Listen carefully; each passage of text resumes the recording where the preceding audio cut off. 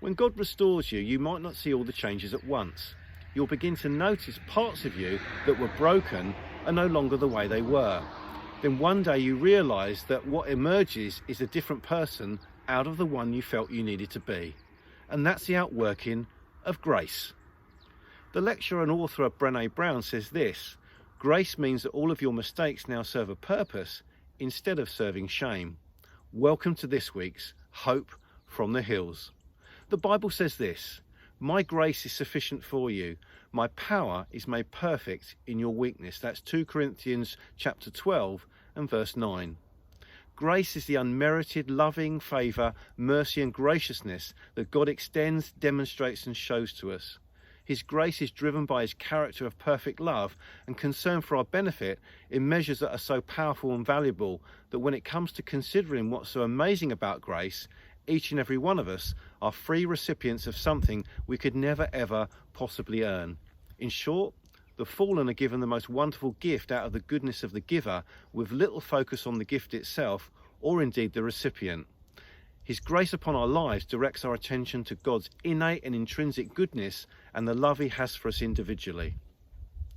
But God, being rich in mercy, because of his great love with which he loved us, even when we were dead in our trespasses, made us alive together with Christ. By grace you have been saved. That's Ephesians chapter 2 and verses 4 and 5.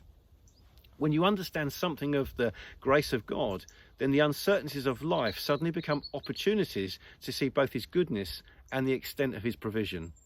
God is more committed to the outcome than you and I could ever be, and he simply asks one thing of us, and that's to trust him. God is so much bigger than you or I and has enough grace, for which is something far above anything we could ever hope or ask for, to redeem, restore, elevate our lives and reconnect it all to what he has both purposed and planned for us. Let us then with confidence draw near to the throne of grace, that we may receive mercy and find grace to help us in our time of need. That's the promise of Hebrews chapter 4 and verse 16. Grace is the key to redemption. It's the overarching cover that God has chosen to establish in order that we can both be redeemed and made right in his sight. And whilst it's faith that is the process by which we receive God's grace, we must remember also that at all times it's the gift of grace given freely by God that sets us free from sin and the fallen state of our nature to be reconciled to him in the most extravagant of grace gifts to us. And that's Jesus, and specifically the offering of his life in replacement for ours upon the cross. Even though we mess up and fall, it's God's undeserved kindness, favour, mercy and forgiveness that enables and empowers us to get up and not give up. God has already made a way and provided all we need to be able to press into all that he has for us. His grace lavished upon us covers our guilt, shame and failures.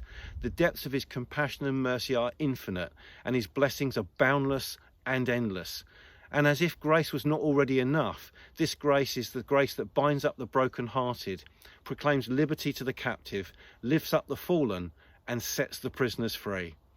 Remember this: sin will not conquer you, for God already has. You are no longer governed by law, but you are governed by the reign of grace. That's Romans chapter 6 and verse 14. When we strip everything away, we are left with this one undeniable truth, that fundamentally God in the end never ever needed to help us, or in fact never needed to do anything to lift us or elevate us out of the state that we got ourselves into.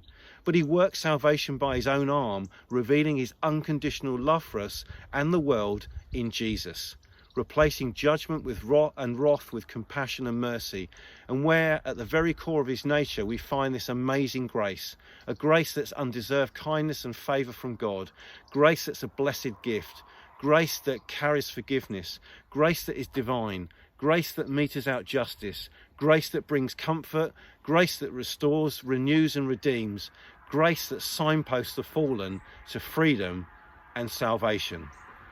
I'll see you next time.